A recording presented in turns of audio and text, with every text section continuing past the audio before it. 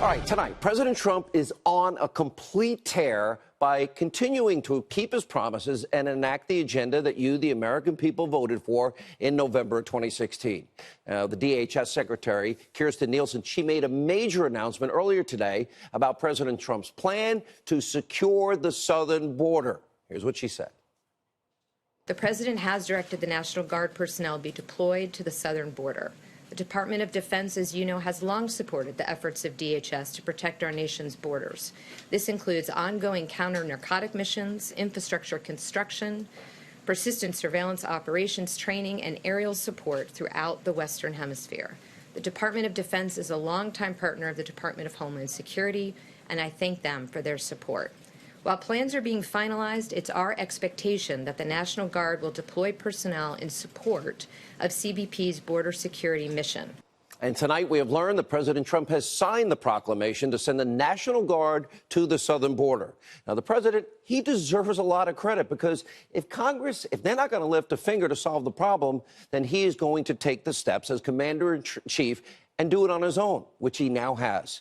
Now, before the liberal media, all you leftists out there, start losing your collective minds over the National Guard being deployed at the southern border, with all due respect, we will educate you. There is already precedence for all of this. Both George W. Bush and Barack Obama, they actually did the exact same thing. And President Trump's tough rhetoric calling for Mexico to disband this caravan, as you see, of asylum seekers heading for the U.S. border, that's also working. Now, according to reports, more than 1,000-person caravan has now fallen apart.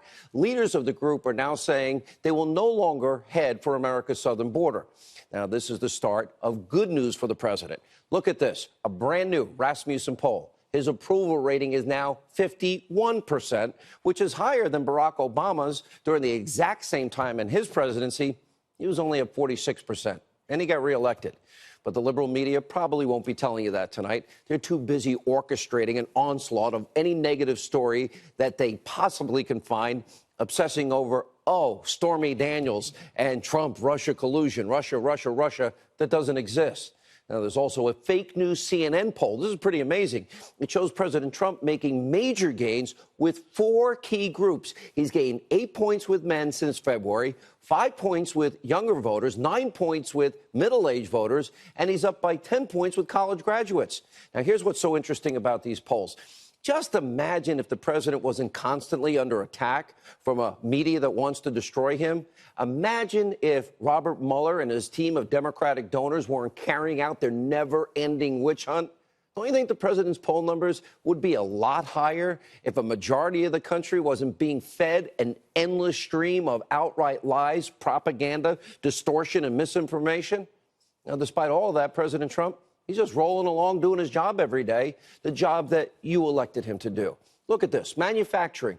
This is good news. By the way, for the media to be so successful in their attacks against Trump, they're kind of cheering against the country succeeding. Look at this, the strongest in 3 years.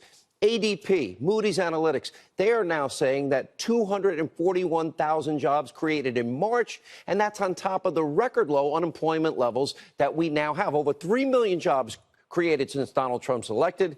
And by the way, the lowest unemployment numbers ever for African Americans and Hispanic Americans. Look at this, home equity at a record level, $5.4 trillion. The president is also taking a big step. This is amazing. Nobody ever reports it, to make health care more affordable for everybody and getting around some of the devastating Obamacare mandates. Here's an op-ed in USA Today explains how the Trump administration is now set to lay out a new rule. They're about to implement this. It will lower the costs, create choices by expanding association health plans. Now, these plans allow businesses and trade associations to come together, buy health insurance plans in bulk.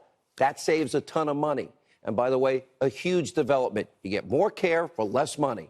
And the president also is taking steps to reduce the bloat. Remember that $1.3 trillion omnibus spending bill that nobody liked? Well, thank God he reluctantly signed it.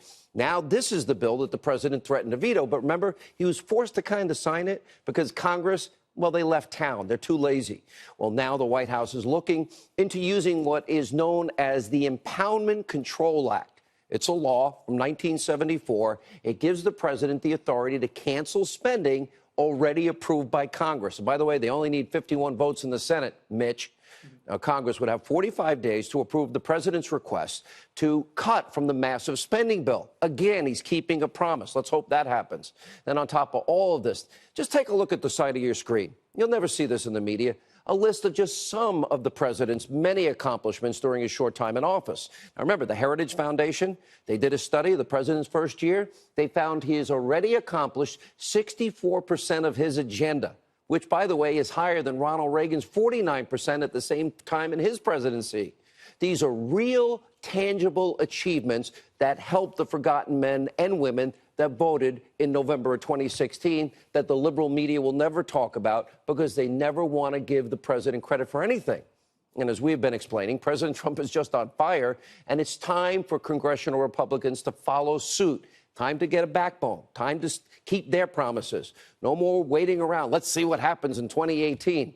It's time for members of the GOP keep their word, keep their promises. And that means they should build this southern wall. They should keep the 7-year promise to repeal and replace Obamacare. You know, things that they all said and promised when they were campaigning. Now, here's what's going to happen if Republicans don't keep their promises. Democrats are going to try to systematically undo every single one of those accomplishments. We'll put them back on the screen. Nancy Pelosi has already threatened that she's going to try and repeal the tax cuts that benefit 90% of Americans. By the way, you keep going, Nancy. Good job. Don't stop. I want you to stay on message. So it's up to congressional Republicans to show some backbone, some spine, and actually fight for the president's agenda that you voted for. Now, former House Oversight Committee Chairman Jason Chaffetz. Now, he's going to join us in a few minutes. He's out with a list of 10 things that Congress should be doing right now. In the article, Chaffetz suggests Congress should explain and clarify the conflicts of interest on Special Counsel Mueller's team. I don't think there is an explanation. They should formally demand the appointment of a second special prosecutor with the power to prosecute. He lists call FISA court judges before Congress to offer public testimony. They were all lied to.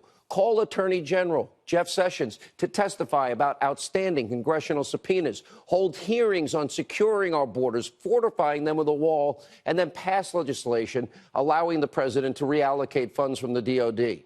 And, of course, Oakland Mayor Libby Schaaf, she should be called to testify. Facebook's Mark Zuckerberg and Twitter's Jack Dorsey, they should be called to testify about their speech suppression practices, especially against conservatives. So Zuckerberg will testify before lawmakers next week about Cambridge Analytics. Now, Congress, by the way, should make an effort to reform the broken budget process. They should give states the opportunity to vote on whether Congress should be subject to balancing the federal budget. And finally, the Senate should refuse to recess until every single one of the president's appointees have been voted on. Mitch, time to work. Anyway, Congressman Chaffetz will be here in a minute. But first, we have more breaking news tonight. House Intel Committee Chairman Devin Nunes, he has sent a letter to the Deputy Attorney General Rod Rosenstein and the FBI Director Christopher Wray. Now, Nunes is blasting the repeated stonewalling by the Department of Justice, which is being led by Rosenstein, in refusing continually to hand over documents that have been subpoenaed by Congress. Remember, Rosenstein is the guy that ran into Paul Ryan's office back in January at the last hour, begging Speaker Ryan to block Congressman Nunes's request for documents about all the FISA abuses in the dossier. We wouldn't have learned that had Paul Ryan capitulated. Without those documents, there never would have been a Nunes memo, and we would not know about any of the massive scandals that we are talking about every night unfolding, like the FISA abuse, lying to judges to get a warrant to spy on a Trump campaign associate, in that case, Carter Page. Rod Rosenstein, why does he want to keep all of this a secret? Why does he want to protect all his corrupt friends? But now, after months of obstructing, Chairman Nunes is demanding answers. And by the way, Nunes has been asking for documents. Some go back to August of 2017. Rod, hand the documents over to the American people. That's how ridiculous this entire process is. And Nunes is now requesting the DOJ do their job. And, of course, Congress has their job. We have checks and balances. We have co-equal branches of government.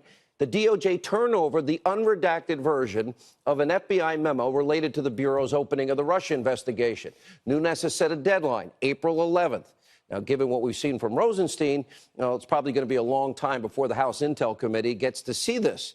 The level of obstruction and protection, the incestuous nature of the relationships, this is beyond disgraceful. Rosenstein has done everything possible that he can do to prevent Congress from doing their job, which is oversight. They have a constitutional, not only right, but duty to do so. So tonight, it's time for Rod Rosenstein to stop hiding the truth from the American people. Now, his boss is the Attorney General, Jeff Sessions. And Jeff Sessions rightly said last week that he's angry at the slow pace that these documents are being turned over. Well, you know what? Well, the Attorney General needs to do something about it. If the Attorney General is angry, he needs to take action and force the Deputy AG, Rosenstein, to do his job. And if Rosenstein doesn't want to, then he needs to go, because that is how our government is supposed to work. Now, Congress needs to be able to get answers on behalf of you. We now see corruption at the highest levels of government. And then you got a corrupt media. Well, they're in major denial. They're beside themselves over reports that President Trump is not currently, let me repeat, not a target of the special counsel Robert Mueller's corrupt investigation. Now, despite this new development, the media is desperate. They're holding out hope. They're on their knees. They're praying to God that somehow, some way, Robert Mueller will still find a way to make Donald Trump the target and go after the president. Now, think through this. If that ever happened, is that good for the country? Is that good for the forgotten men and women of the country? Does that create jobs? Does that get people out of poverty and off of food stamps? No. Does it keep us safer? No. Do they seem to care? No. Take a look. A subject just means someone of interest to the grand jury, but it can also mean someone who's on the road to being charged with a crime. It's a big deal to be under criminal investigation by the FBI, particularly if you're president of the United States. So certainly being a subject, they shouldn't be cracking open any champagne in the White House if he's the subject of an investigation. A target is somebody they're going to indict, and the president, by the policy, cannot be indicted. So it's a little vague what they're meaning, and it may be to make Mr. Trump relax. If someone walked in my office and said I was a subject of a multi-year criminal investigation led by former FBI Director Robert Mueller, I'd wet my pants. A non-target letter isn't worth the paper that it's printed on, because the prosecutor can just decide 2 days after he writes the letter that he wants to. Now he made up his mind to charge you. But you can't help but think maybe it's strategic. Like, tell him he's a subject. He likes being the subject. Well, we're gonna discuss with some people who have experience in this just how often that occurs. Yeah. That there's a little bit of shading of it when they're just on the verge of switching you into target. They still say you're a subject. They've been saying this for 18 months. The media is not even trying to hide their bias. They want the president impeached. They're not going to stop till it happens. But here's the thing. The media has been flat out wrong about everything regarding the Russia investigation. Now, constitutional law expert Jonathan Turley, Democrat, is scolding the abusively biased media in a new op-ed he's put out. Here's the headline. When will the media accept that Trump is not a criminal target? Now, Turley blasts the media for promising for over a year. Bombshell, bombshell, bombshell, smoking gun. It's all coming. Now, here's what he told Martha McCallum earlier tonight. Take a look. We went through a long period where people talked about collusion as if there was some federal crime called collusion, and then that morphed into obstruction, and then it morphed into things like, campaign finance violations or other issues. All these crimes have elements. They have case precedent. You have to satisfy those. And where you and I have talked that there are areas that should be of a great concern for President Trump, these crimes have not strengthened over time. When before Comey was fired, he told Trump that he was not a target of that investigation. That's right. It appears that nothing has changed after over a year. You would think that after a year of conducting a witch hunt, that Mueller might have something on President Trump, but so far that does not appear to be the case. Not to mention, by the way, this is something the media refuses to accept, as constitutional law professor Alan Dershowitz is explaining. Oh, this is rough for the media to handle. Collusion is not a crime.